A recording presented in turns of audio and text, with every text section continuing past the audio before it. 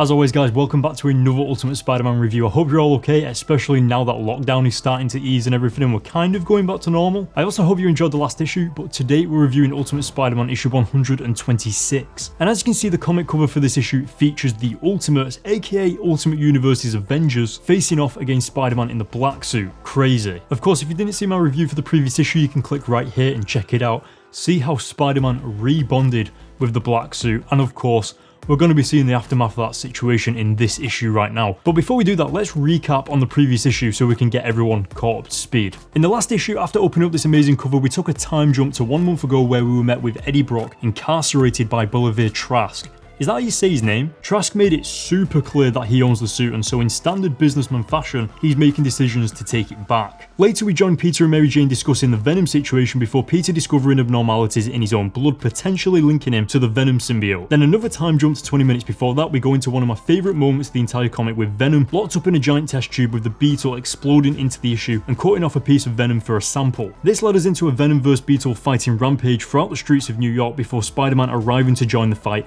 and the comic leaving us with the biggest cliffhanger ever, the Venom symbiote leaving Eddie Brock to rebond itself to Spider-Man once again. Even going back through the comic just then, although there were quite a lot of time jumps, it was still probably the best issue we've had in quite some time in the Ultimate series. But before we get into the review, remember if you're loving this series and you want to see more, make sure to hit the subscribe button and the notification bell so you guys can stay updated on when the next reviews are uploaded every Monday.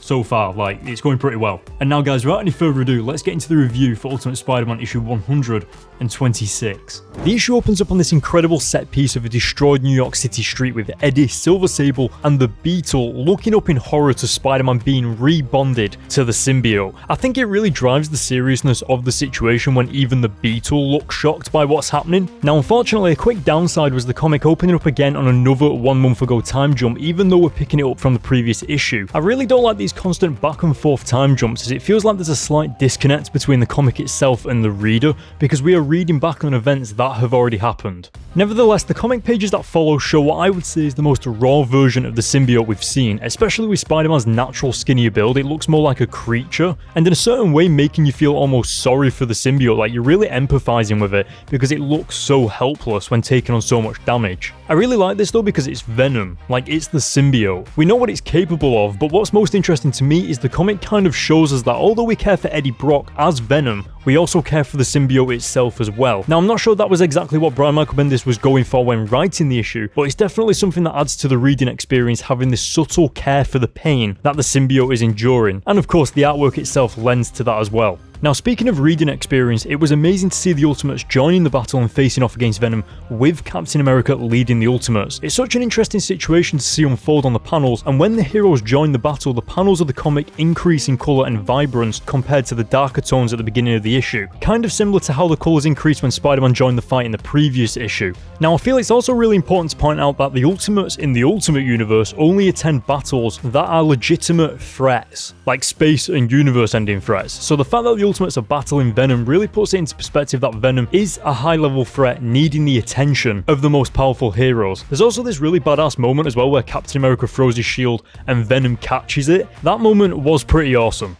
Throughout the fight, the comic also has Peter narrating and reacting to what's happening from his own perspective, trapped inside the symbiote. I think this offers a really interesting perspective on the narrative because at face value, we have the symbiote bonded to Spider-Man and then the Ultimates trying to stop the symbiote wreaking havoc. But really, at the same time, you have Peter experiencing everything as if it's his own actions, his body, his hands, his powers, and especially as a superhero, that must be pretty traumatizing to essentially be a trapped witness to what you're being made to do. I'm also loving how the symbiote seems to be increasingly getting bigger and more powerful the longer the fight continues, and because of this, Thor summons lightning from the sky to put an end to it. But again, knowing Peter is inside the symbiote as this is happening adds to the worry of if Peter's going to be okay. I can't remember, but I'm hoping it has a potential PTSD scenario on Peter's mindset in the following issues, but I can't remember, so we'll just have to see. Anyway, after all the chaos, Peter wakes up the next morning seemingly all okay, and at first I didn't like it because there just seems to be too many time gaps, as I've already stated so many times. However, I actually think this one serves the purpose of the story really well, because there was so much craziness going on and then suddenly nothing. It's a stark contrast, but I'm thinking it reflects the situation Peter is in right now,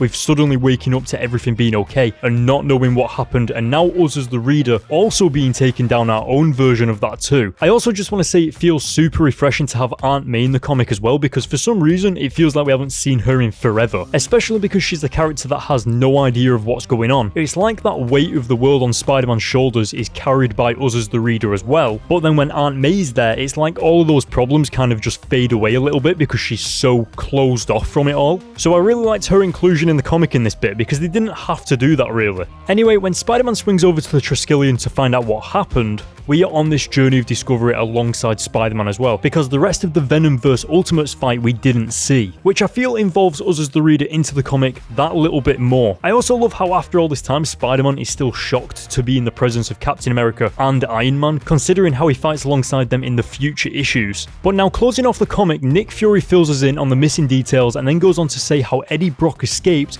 but the Venom symbiote and Silver Sable are both in custody with S.H.I.E.L.D. The comic ends on this cliffhanger of Nick Fury talking about the Venom symbiote being a bioweapon and potentially starting the next World War, and unfortunately, I don't feel like this cliffhanger hits quite the same as the usual cliffhangers in the rest of the series. Personally, I don't really care about a World War or the bigger world threat the Venom symbiote has, because it's too broad. The story of Venom and Spider-Man in the Ultimate Comics are always super interesting because they are specifically focused on the relationship dynamics between Peter and Eddie's broken relationship, mixed with Peter being Spider-Man and of course Eddie Brock being Venom. Once you discard Peter and Eddie from the symbiote and try and introduce the symbiote as being a world threat on its own, I lose that human connection to the symbiote as a character. So for the sake of the cliffhanger, I didn't feel too crazy about it, but I did really like the final page with Spider-Man's eyes. I love that page, but I do wish, under the circumstances, that it didn't end with now the symbiote being like this bioweapon thing. Like, you know what I mean? Like, the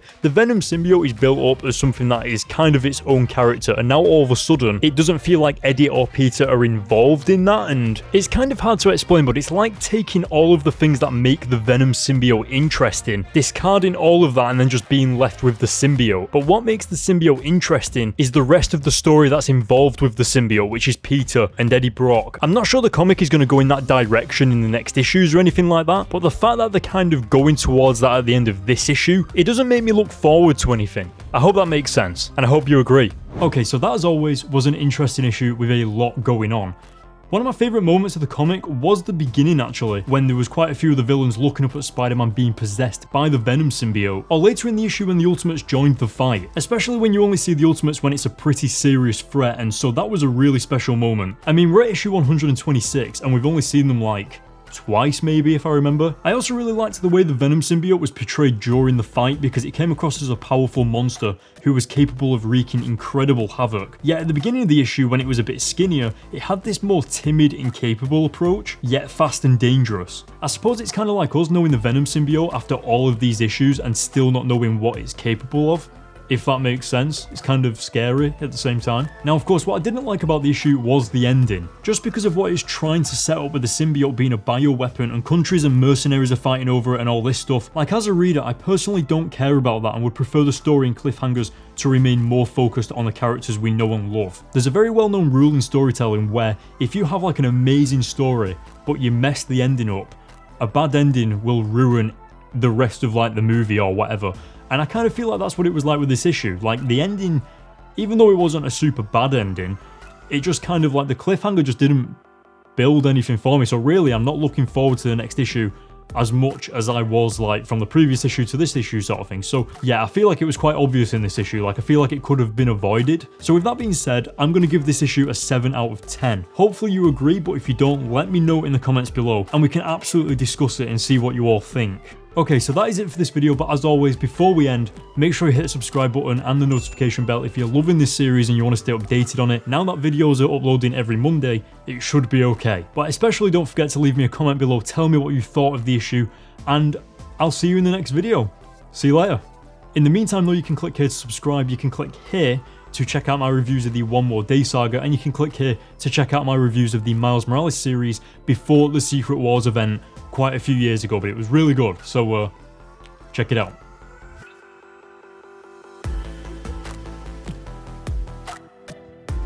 What am I doing?